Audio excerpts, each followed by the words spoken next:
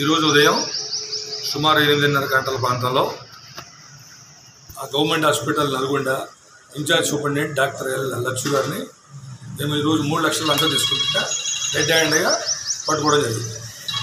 దానికి కారణం ఏంటంటే ఆయన కాంట్రాక్టర్, డ్రగ్స్ సప్లై చేసే కాంట్రాక్టర్ రాపోల్ వెంకన్న గారు.